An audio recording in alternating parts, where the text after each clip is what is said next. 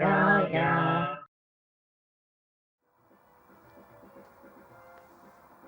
Hello you. As you can see, some progress has been made on the cabinet, and I can't remember exactly where it was I left it with you. I think I just fitted the arcade marquee and I'd got it wired up with the Street Fighter board that I'd got, but I haven't wired up all the buttons yet. And oh boy, I've been having fun with this since by fun. Let's think how to explain this the best. My good friend Cybernoid, for my birthday, bought me an RGB-pi interface. Unfortunately, they weren't doing the full interface, they were doing solder your own jobs. And I don't know whether it was soldering or whether it was the power supply or something, but we all hooked it up, it all looked okay. We double checked all the soldering on the connections, and Missy, will you stop rubbing against the tripod? Honestly, come here. No, okay, no, fine, wander off then. Long story short, hooked it up, made sure the power supply, the arcade power supply, was giving exactly the right voltage, turned it on, the magic smoke escaped from my rather fancy supergun here, which in some ways still seems to work but just puts out no display, which is a bit awkward really, seeing as the SCART block is the one thing that I need to get out any display on that. If I had an arcade monitor, I could possibly still use this to wire out to an arcade monitor, but I don't know. So anyone who can fix superguns? I ought to give Game Whisperer a shout, shouldn't I? Really, he might be able to find a use for this. You never know. So in the meantime, it was like, oh hell's teeth. Rewired my old supergun that I'd had standalone, and I'm now using that in there. In fact, I will dig that out. Hang on, I'll take you off the tripod. We will show you the insides. It's not much to see, but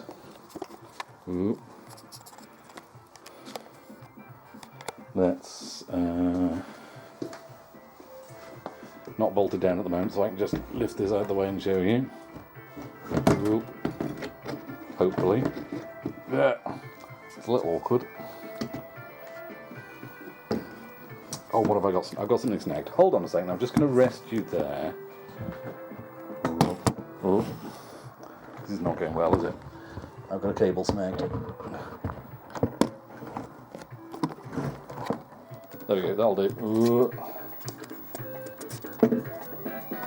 And now let's give you a bit of light as well, if that makes any difference. There we go. And that's my phone going off.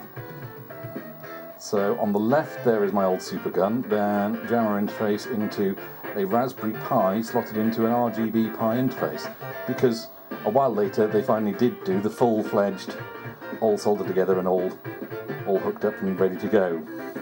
So I got that, and I managed to get a Raspberry Pi 4.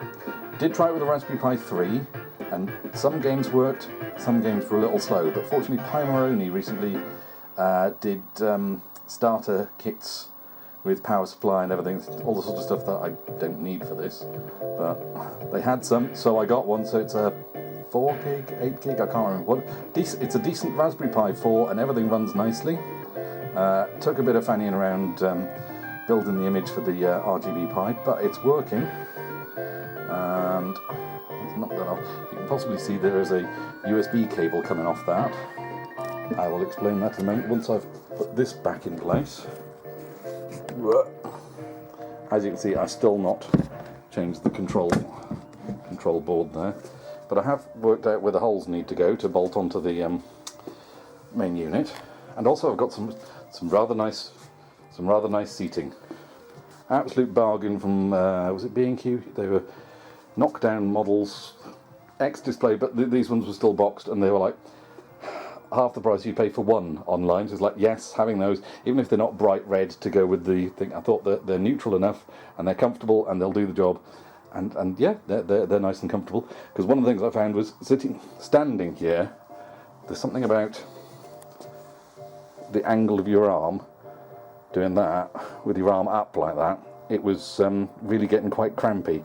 Whereas sitting down, your arm's more like that, and it's much, much nicer. So, so that's the RGB-pi with. I'll show you this now. It's got a rather. Look, there's two of me now. That's the problem. So many bits of glass. There's reflections galore. It comes with this rather nice screensaver that is absolutely useless because the words arcade classics are there permanently all the time.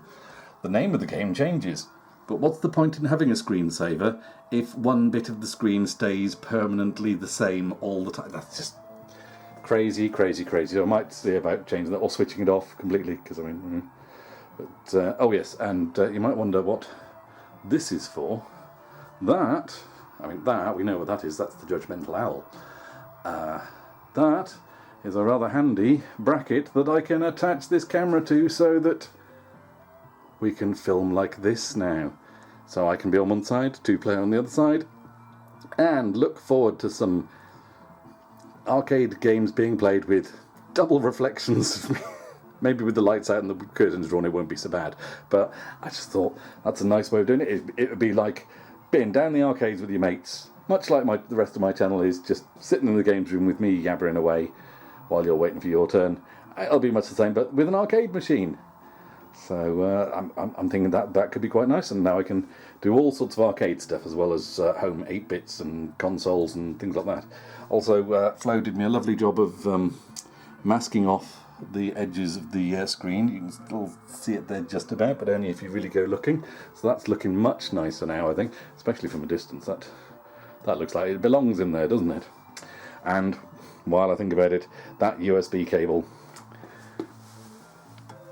in the coin box down there, I've got a tiny little keyboard. I could have used a wireless one, but then wireless ones need batteries. It would have been nice if I could have fitted it in there, but the actual coin mech gets in the way.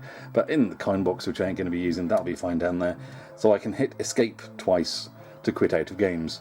Most of the time, the games say just hold down the start button for 2 seconds. Some of them don't want to do that, and then it's a pain in the chuff to reach around the back and switch the machine off and back on again. And so a keyboard down there, out the way, and I can access any other functions with that when I need it, and it's just there. So yeah, obviously still needs a lick of paint, still needs some working on aesthetically, but mainly it's working now. Still haven't wired up buttons 5 and 6, because the RGB-Pi, you're supposed to wire them directly to that rather than via the jammer interface, and for now 4 buttons will do me. I don't do a great deal of Street Fighter-y type games, and if I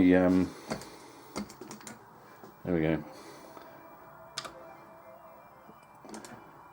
I've obviously favorited a whole bunch of stuff, and I'll whittle them down once I work out which one of those is the one that I want to have favorited. But I've gone through and I've picked a load of games just to begin with. There are thousands more on the SD card. It's like 128 gig card I've got on here. So I've got quite a few on here. Obviously, things like paddle controllers, like Arkanoid, that's not really doable. Trackball controllers, again, not really doable. Steering wheels, yeah. Strangely though, some light gun games didn't use light guns, did they? Things like Operation Wolf and Terminator 2 were actually joysticks shaped like guns, so those work fine. I'm using a mix of, is it Final Burn and Main? There's a couple. Will you stop that, please? Look what you've done. Honestly, it's not like you've got no scratching posts around the place. Honestly, it looks like. Do I care? Anyway, yeah. So do feel free to hit me up in the comments with any old arcade games you want me to have a go at and record. Not that I've not got plenty here to be going through as it is, and these are just the ones I've favorited so far. So I'll just keep flicking through. My main thinking with this is it's still not, it's not the perfect arcade machine, but it's a darn sight better than most of the ones you would have probably had down the chippy, covered in grease and dirt, and maybe half the buttons weren't working and never looked after, and so I figured, yeah. And I can still disconnect the RGB-pi and connect up a one of my original arcade boards instead if I want to. So I've still got that option. It's still technically usable as an original arcade machine. It's just oh yeah, that yeah, I'm running 2 power supplies on this. That's one of the things I would like to get this either fixed or get a replacement and use that, because that uses the arcade power supply, and then I wouldn't have to have an ATX power supply running as well as the arcade one. But for now, it'll do. You can't hear the fan whirring inside. So yeah, it's such a shame, because this was a nice thing. But trying to find any other superguns with full pin connections and you know, being able to wire up jammer connections, it really disappointing when that died. But happily enough, I am able to carry on working with my cheap old one. Anything else to say? I can't remember now. See, I really should script these things, shouldn't I? But where's the fun in that, eh? Yeah, so look forward to some games coming up now with all sorts of reflections on the glass like that.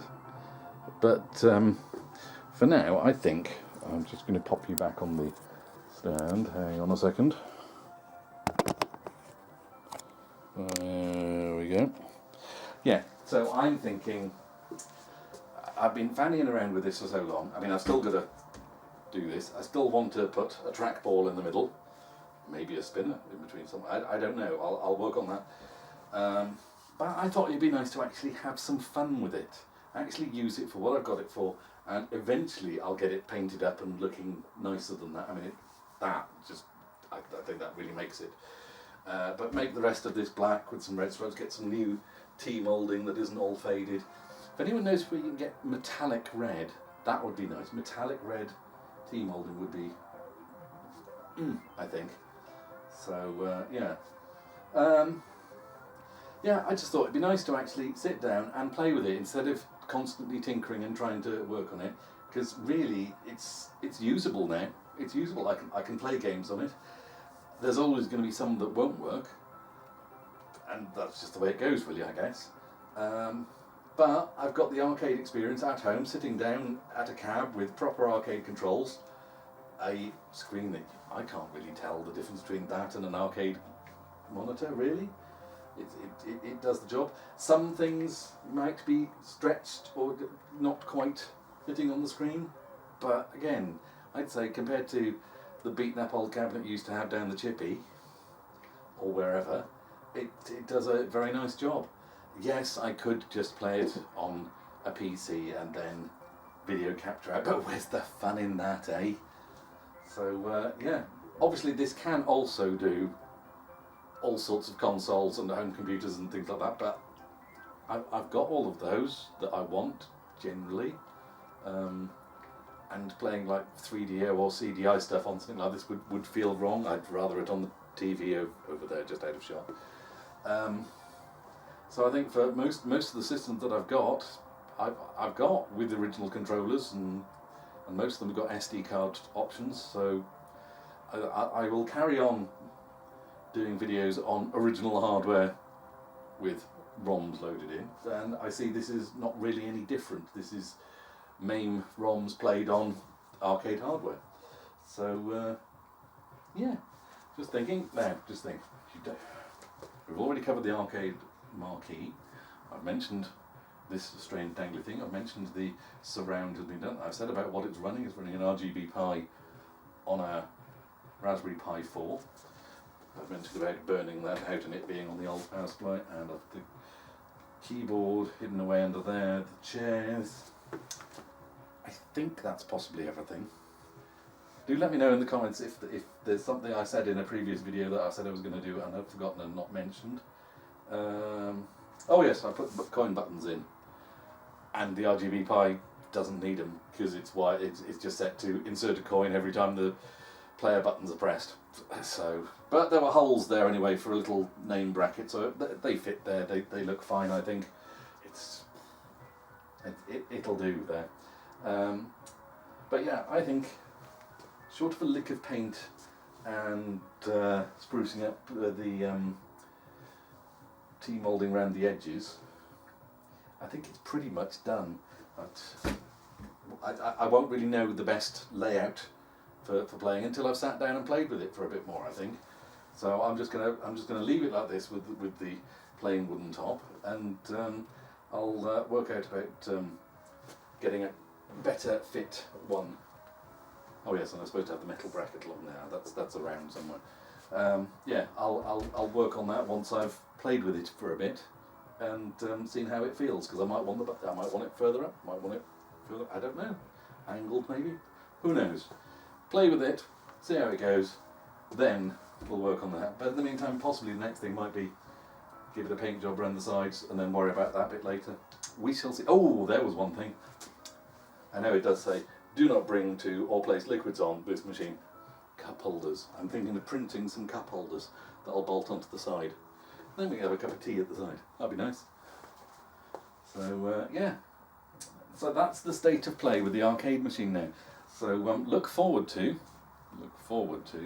some highly reflective arcade videos, I think, along with all the usual guff, you know, all the old home computers and consoles. But looking forward to doing some more arcade stuff. So, like I said, let me know if there's any particular arcade games you'd like me to cover. Maybe not so many beat-em-ups that I don't know how to play, because I kind of stopped playing beat-em-ups after Street Fighter 2. And like I said, I've only got 4 buttons wired up, so... But there's plenty there to be going on with, I think. Did I finish scrolling through all of those? Oh yeah, I got all down to Zeroing and Zigzix. So, Zainslina and Xevious and Yeah Kung Fu and yeah, all sorts there. So, we'll leave it there on that one. Yeah, I think I've covered everything. I think I've covered everything there. So yeah, that's the arcade cab. Now that used to be, what was it, Golden T4, and I think this is a lot more interesting now. And it's still technically usable, maybe not as a Golden T4 machine, but it's usable as a normal arcade machine. Just take the RGB-pi out of the jammer interface and slap a board in instead. It's a bit messy inside for that sort of thing. It should be bolted to the side of the cab. I've got to work out a way of fitting it in neatly so it doesn't slide around. But for now, it'll do. It'll do, and I shall enjoy playing it, and hopefully you'll enjoy watching me play it. But there we go. That's that. So, hope you enjoyed watching. Catch you on the next one, maybe. Ta-ta!